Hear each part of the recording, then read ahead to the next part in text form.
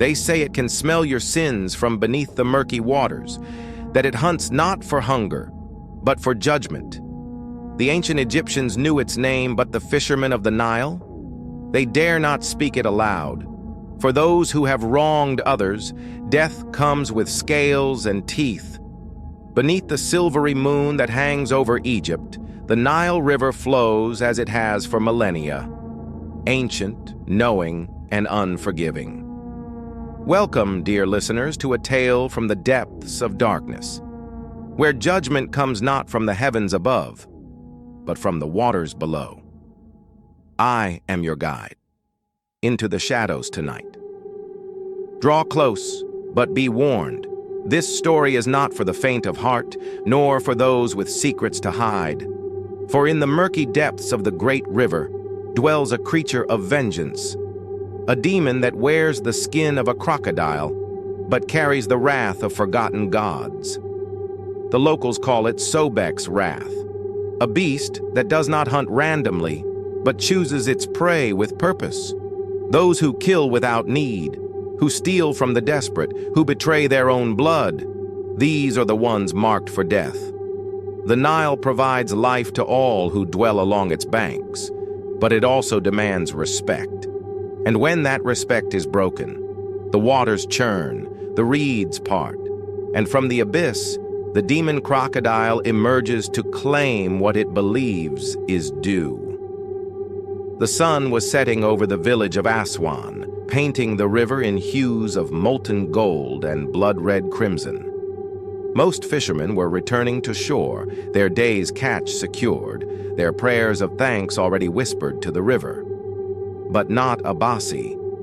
Abbasi was known throughout the region not as a fisherman, but as a hunter, a man who took pride in his kills, who adorned his home with the skins and skulls of the beasts he had conquered.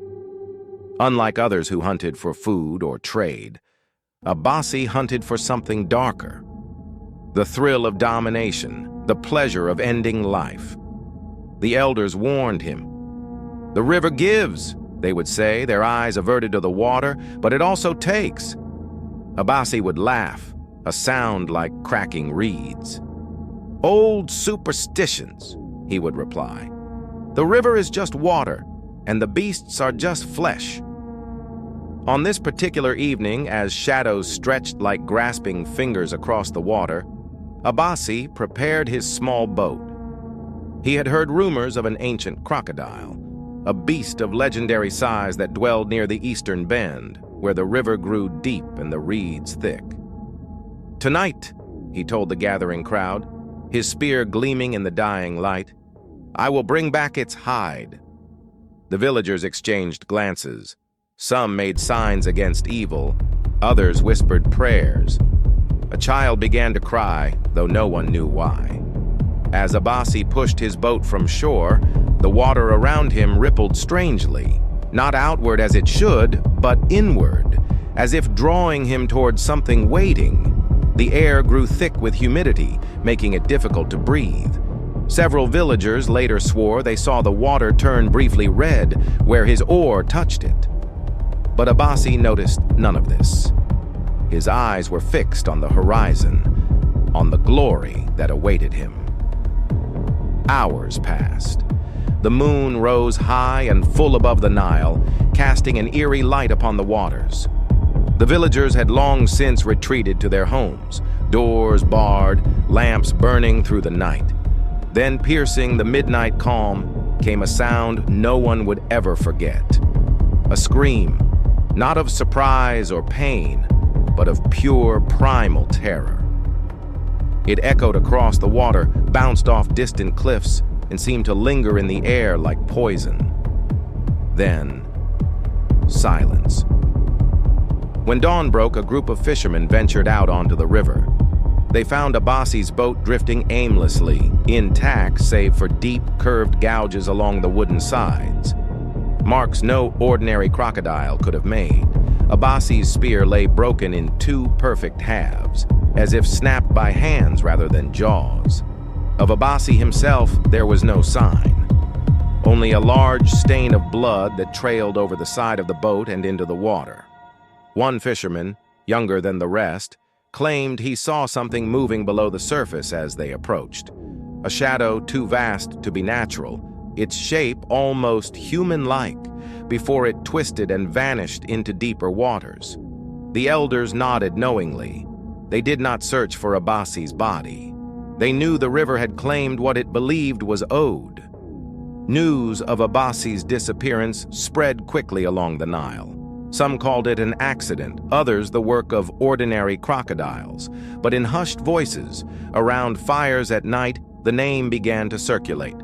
Sobek's wrath, the demon crocodile that punishes the wicked. In the prosperous trading town of Luxor, such tales were dismissed as peasant superstitions, particularly by one man, Karim, a merchant whose wealth was matched only by his ruthlessness. Karim's home stood proudly near the riverbank, its walls adorned with treasures from across the known world. But few knew the true cost of these riches, the families he had ruined, the desperate people he had cheated, the officials he had corrupted. It was said that Karim could smell opportunity like a predator smells blood. And so it was, when a mysterious trader arrived one evening as the market was closing, his face half hidden beneath a hood, his wares contained in a simple wooden chest. "I have items of great value," the stranger whispered, "but of questionable origin." Karim's eyes gleamed with interest. "Show me," he commanded. The chest contained treasures that made even Karim's breath catch. Gold amulets from tombs never recorded, papyrus scrolls bearing forbidden knowledge, and at the center, nestled in dark cloth, a statue no larger than a man's hand. It depicted Sobek, the crocodile god, carved from obsidian so black it seemed to swallow the lamplight. Its eyes were inlaid with red stones that gleamed with an inner fire.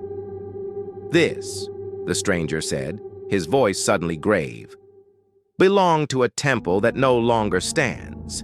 It was meant to remain by the river, an offering to keep the balance." He fixed Karim with a stare that seemed to penetrate flesh. "If you take this, the river will take something from you in return." Karim laughed, the sound echoing off the walls of his counting room. "How much for everything?" he asked, already reaching for his purse. The deal was struck. The stranger departed, melting into the night like a mirage.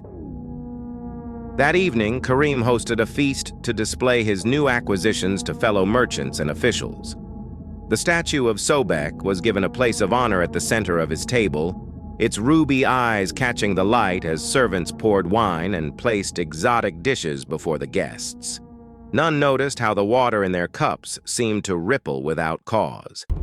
None felt the subtle tremor that ran through the floors, as if something massive was moving just beyond the walls. As the night deepened and the guests departed, Karim's servants began to feel uneasy. Several claimed they saw movement by the riverbank, a large shape dragging itself from the water. Others spoke of wet, heavy footprints appearing on dry stone. The guard at the rear entrance swore he heard breathing, deep, ragged, and inhuman, just outside the door, but when he looked, he saw only darkness. By midnight, an unnatural silence had fallen over the grand house. The torches burned lower, casting long shadows that seemed to move of their own accord. A cold mist rose from the river, creeping over the grounds like spectral fingers. Karim, deep in his cups from celebration, retired to his bedchamber, the obsidian statue clutched possessively in his hands. His final orders were not to be disturbed until mid-morning. When the servants finally entered his chambers the next day, they found nothing. Karim was gone. His bed was undisturbed. His clothes remained in their chests. Even the jewelry he never removed was found arranged neatly on a table. The only signs of disturbance were the obsidian statue, now cracked perfectly down the middle, and a trail of water. Not splashed as if carried in a container, but dragged as if something wet had moved through the room. This water trail led from Kareem's chamber, down the hallway, through the grand room where the feast had been held, out the main entrance and directly to the river's edge, where it disappeared into the Nile's embrace. Of Kareem himself, no trace was ever found. His wealth remained untouched, his possessions unclaimed. The river had taken its due. As weeks passed, the whispers grew louder. Two powerful men vanished without explanation, both taken by the river, both known for their misdeeds. Coincidence, said some. Divine punishment, said others. But there were always those who refused to believe, who mocked the fearful and challenged the unknown. Hani was such a man. Once a decorated soldier in Pharaoh's army, Hani had fallen far. After betraying his commander in battle for a bribe from the enemy, he had been cast out, branded a traitor. Rather than accept his shame, he gathered other disgraced men and formed a band of raiders that terrorized villages along the Nile. Hani feared neither gods nor men. He had killed his own brother for challenging his authority. He had abandoned his aging parents to starvation when they became a burden. He laughed at the concept of honor, sneered at the idea of justice. When he heard the tales of the demon crocodile, he saw not a warning but an opportunity. "Superstitious fools," he told his men as they drank around their campfire. "They cower from shadows while we take what we want. I'll prove there is no monster in that river." His plan was simple. They would cross the Nile at its widest point, at midnight when the supposed demon was said to hunt, making a spectacle of their disrespect. They would curse the river, mock the old gods, and arrive safely on the other side, disproving the legend and further intimidating the local population. As night fell, Hani and his band of 7 men prepared their boat, larger than most, that navigated the Nile, sturdy enough to carry them all. They brought torches, weapons, and skins of wine, making no attempt to hide their presence or intentions. Villagers watched from a distance as the men pushed off from shore, their raucous laughter and obscene challenges carrying across the water. They spat into the river. They dragged their blades through the current in mockery. They called out to Sobek's wrath to face them if it dared. The night was unusually still. No birds called, no insects chirped. Even the breeze seemed to hold its breath. As their boat reached the deepest part of the river, where the current runs black and cold, Hani stood at the prow, raised his wineskin high, and poured its contents into the water in a final act of desecration. The water around the boat began to glow, not with the reflection of their torches, but with a cold, blue-green light that seemed to rise from the depths. The surface, normally flowing with the current, grew perfectly still, like polished obsidian. Then came the sound, a low, vibrating growl that seemed to come not from any specific direction, but from the river itself. It grew in intensity until the wooden planks of their boat hummed in resonance, until the men's teeth ached in their skulls, until their very bones seemed to tremble. One of Hani's men screamed, pointing to the water behind them. Something was rising, something vast and ancient and wrong. It breached the surface slowly, deliberately, a crocodile in form, but unlike any living creature. Its scales did not reflect light but absorbed it, creating a void in the shape of a beast. Its eyes burned like embers in a dying fire, holding within them not animal hunger but calculated malice. And it was enormous, longer than 2 men laid end to end, its jaws wide enough to swallow a child whole. But most terrifying was how it moved, not with the instinctual patterns of a predator, but with purpose, with intent, with judgment. Hani, his arrogance shattered by primal fear, ordered his men to row. But before the oars could touch water, the creature submerged, disappearing beneath the unnaturally still surface. For one heartbeat, the men dared to hope. Then the boat lurched violently. tipping to one side as something massive struck it from below. Men scrambled for purchase on the tilting deck. Weapons clattered overboard. Torches hissed out as they touched water. A scream cut through the night as one of the raiders was pulled over the side, not dragged by any visible force, but yanked as if by invisible hands. The water where he disappeared didn't splash or ripple. It parted like a mouth opening. Panic erupted. Men fought each other to reach the center of the boat to escape the edges where death waited. In their frenzy, another lost his balance and toppled into the darkness. Hani, witnessing his band disintegrate in terror, drew his sword and slashed wildly at the water, at shadows, at nothing. "Face me!" he screamed, his voice cracking with fear. "Face me like a true—" His words ended abruptly as the boat heaved upward, lifted entirely from the water by something rising beneath it. In the torchlight, they glimpsed a scaled back, vast as a small island breaking the surface. The boat splintered, men tumbled in all directions. Hani himself was thrown high, his scream trailing behind him like a comet's tail before he plunged into the waiting darkness. Not one of them resurfaced. Not one body was recovered.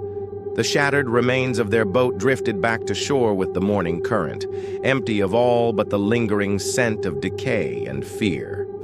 The village elders nodded solemnly. The river had rendered its verdict. To this day, the Nile flows as it always has, life-giving, ancient, and watchful. The villages along its banks thrive, the fishermen cast their nets, and life continues in rhythm with the river's pulse. But the story of Sobek's wrath endures, passed from grandparent to child in the safety of firelight. It serves not just as a tale to frighten, but as a reminder, a warning that nature is not merely a resource to be exploited, but a force that demands respect. Fishermen still cast small offerings into the water before setting out. They take only what they need, no more. They teach their children to honor the river, to never betray family, to never steal from the helpless or harmless. For those who ignore these lessons, on still nights, when the moon is full and the water runs black as fate, some claim to see movement beneath the surface, a shadow larger than any natural crocodile gliding silently among the reeds. Watching, waiting, judging. The demon crocodile of the Nile is patient. It can afford to be. After all, the wicked will always reveal themselves in time. And the river never forgets. Thank you for joining me for this tale from the shadows. If you enjoyed this journey into darkness, please consider subscribing for more legends from the world's forgotten corners. Remember to like, comment, and share your thoughts, but perhaps be careful what secrets you reveal. After all, something might be listening. Until next time, sleep well if you can.